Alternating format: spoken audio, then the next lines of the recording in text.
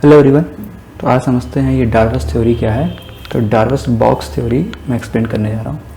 तो ये थ्योरी दी गई थी निकोलस डार्वस के द्वारा 1950। और ये थ्योरी आप ये समझिए कि ये मोमेंटम थ्योरी है। इसमें हम बेसिकली जो स्टॉक भाग रहा होता है, मतलब राइजिंग फेस में होता है, उसको हम पकड़ने की कोशिश करते हैं। ठीक है। और ये स्टॉक को मतलब इस थ्योरी को अप्लाई करने के लिए हम राइजिंग प्राइस और वॉल्यूम का यूज़ करते हैं। ठीक है।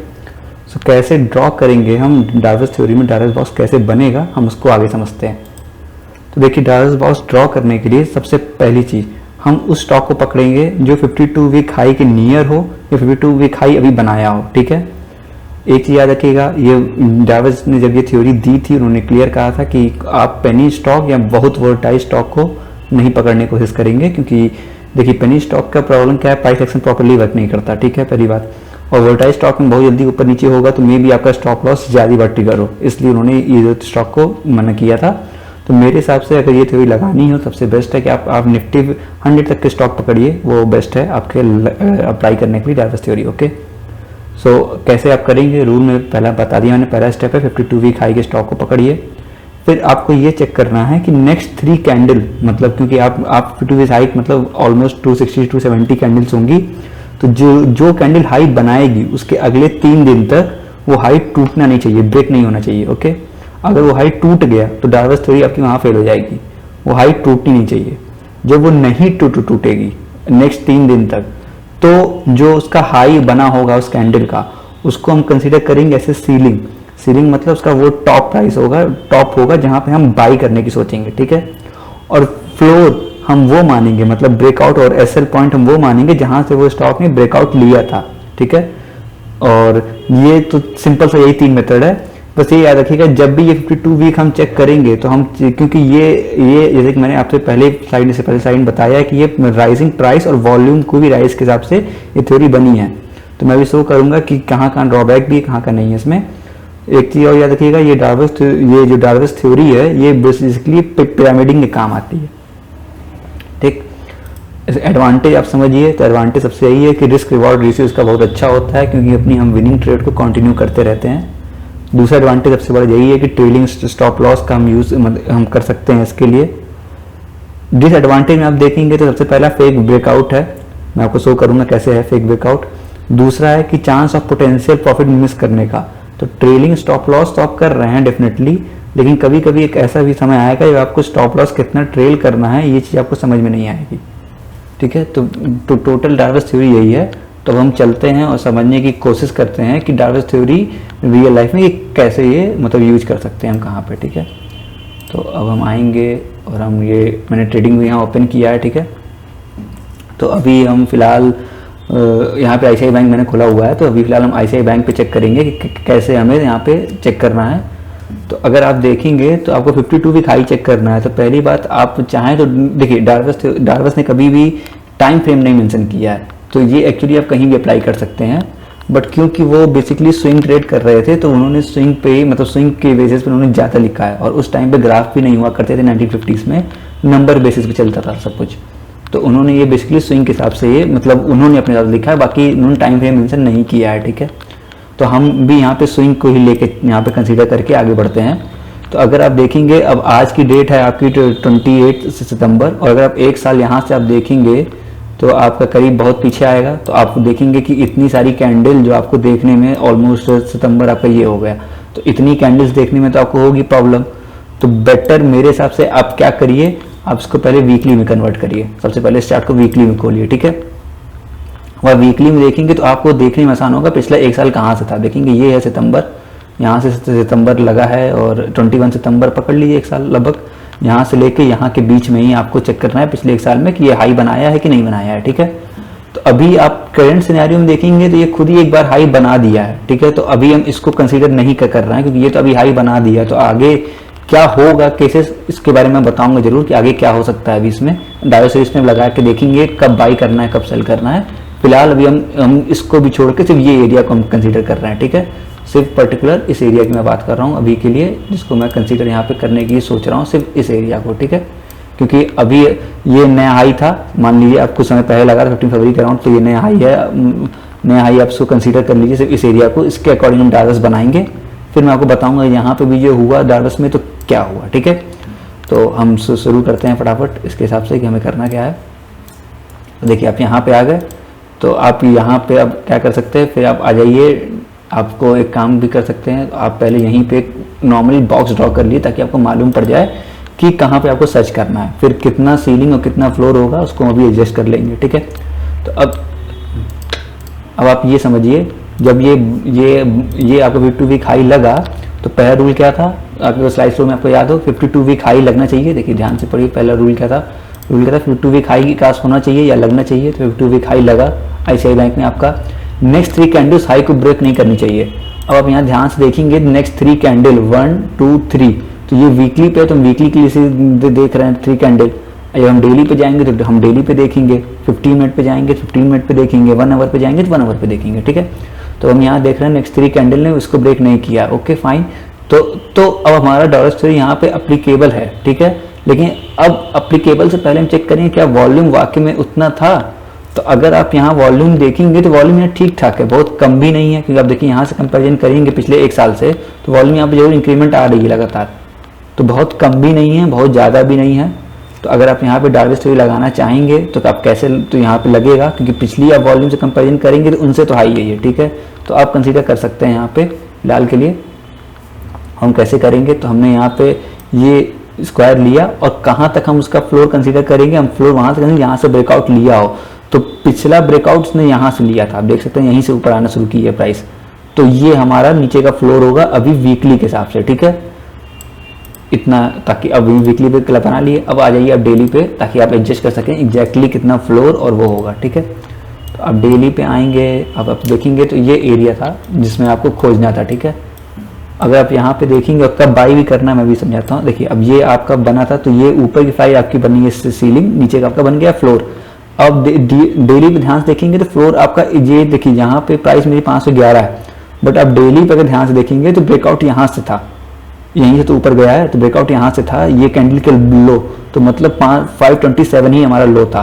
लेकिन आप वीकली देखेंगे 5111 लग रहा है, तो आप देखेंगे आपका स्टॉप लॉस बड़ा हो जाता है, ठीक है। स्टॉप लॉस ना बड़ा हो इसलिए हम डेली पे आएंगे और इसके नीचे का लो हम ऐसे सेट करेंगे। ये हमारा बन चुका है फ्लोर प्राइस।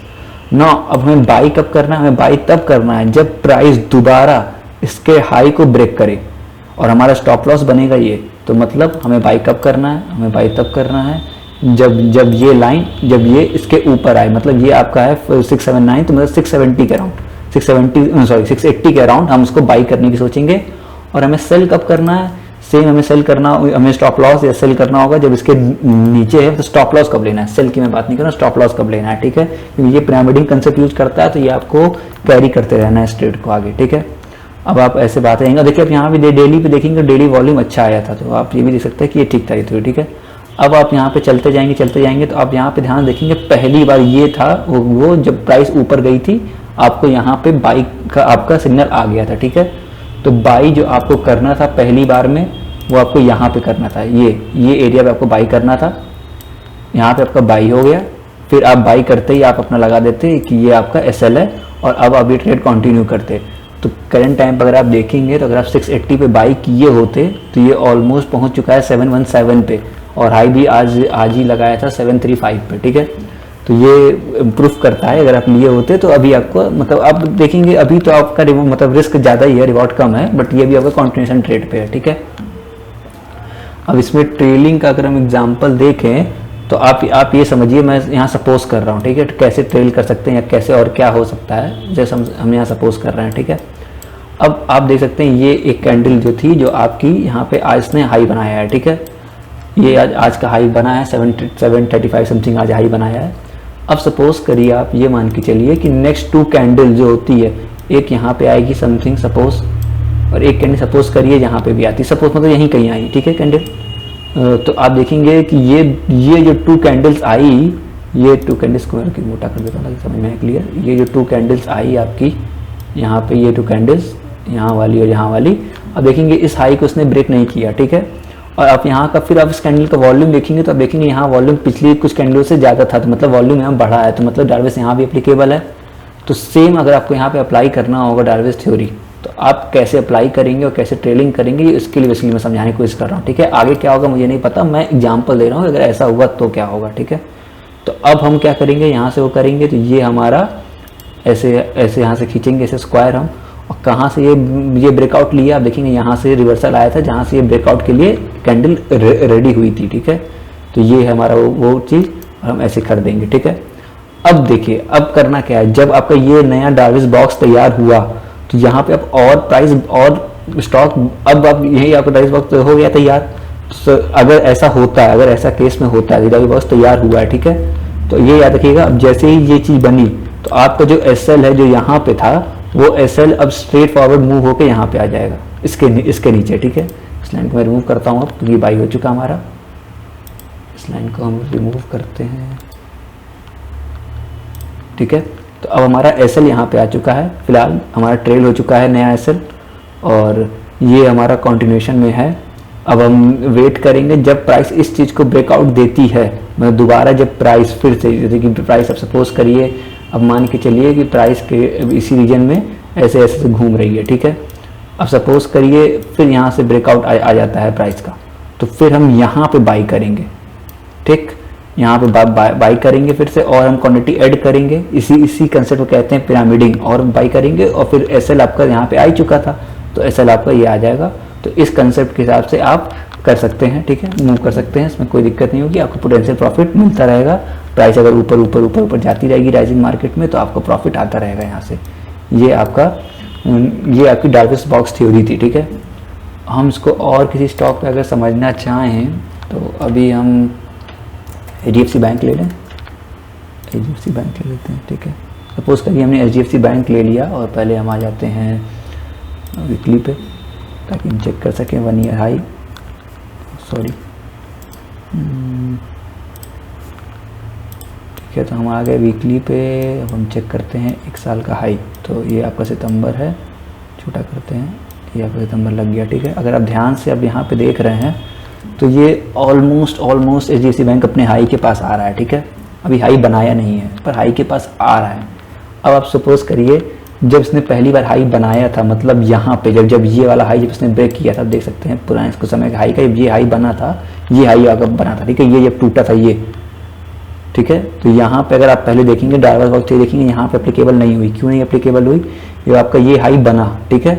तो रूल क्या था कि अगली 3 कैंडल देखिए, ये जब आपका हाई बना ये हाई, तो रूल क्या था, अगली 3 कैंडल मतलब 1 2 3, ये जो 3rd कैंडल थी, अगली 3rd कैंडल जो ये बनती है ये आपकी इसके नीचे होनी चाहिए थी, बट ये इसके ऊपर गई तो ये डार्विस बॉक्स नहीं बना। तो इसी चीज को हम कहते हैं घोस्ट बॉक्स, ठीक है। अभी मैं समझाऊंगा ये ड्रॉबैक जो मैंने बात की थी ना, पोटेंशियल प्रॉफिट आप मिस करेंगे, क्यों मिस करेंगे, ये इसी वजह से भी मिस करेंगे, ठीक है। तो ये एक प्रॉब्लम आपकी है, ठीक है, आप समझने की कोशिश करिए, ये एक प्रॉब्लम थी। फिर मैं यहाँ प्रॉपर लिख देता हूँ, इसे कहेंगे घोस्ट बॉक्स,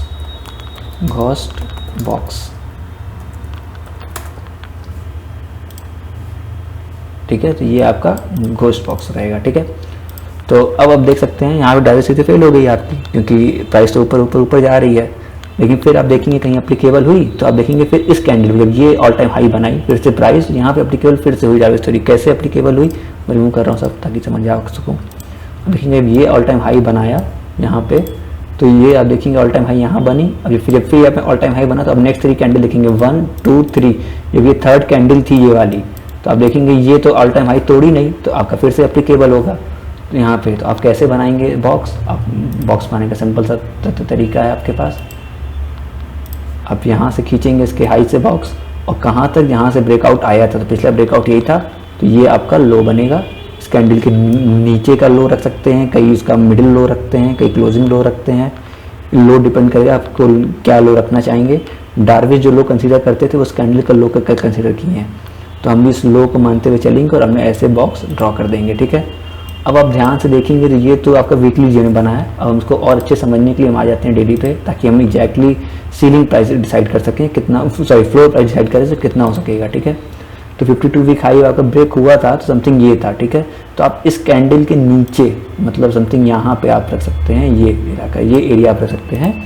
उसके लिए जो आप देखते हैं स्टॉप लॉस कम हो गया, आप ये रख सकते हैं जो आपका स्टॉप लॉस लगेगा, ठीक है।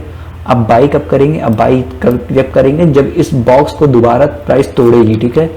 तो आप देखेंगे यहाँ से बॉक्स ड्रॉ किया, पहली बार प्राइस ने जो ब्रेक किया वो यहाँ पे था, मैं कहता हूँ ये एरिया था जब पहली बार प्राइस ने इसको आके ब्रेक किया है, ठीक है।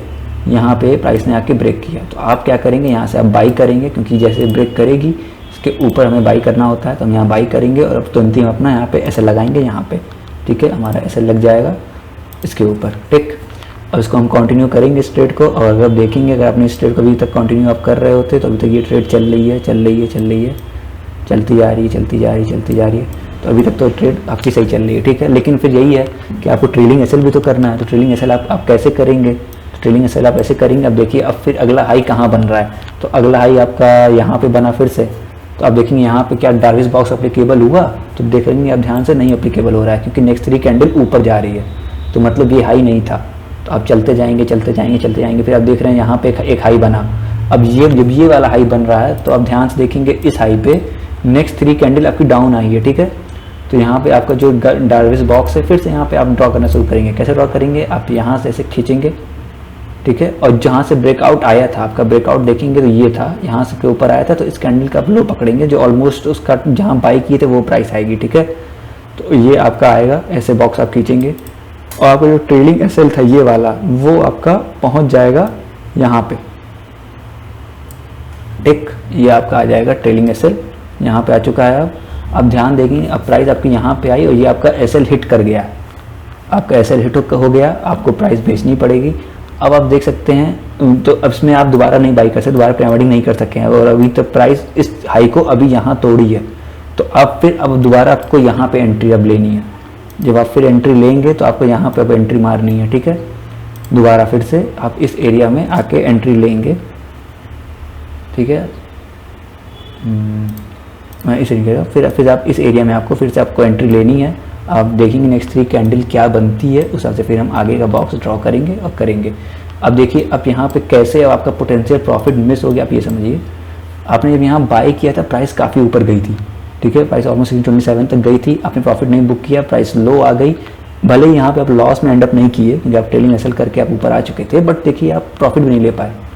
यही रीजन है कि डार्विस थ्योरी आपके टाइम पे उतनी एप्लीकेबल नहीं है।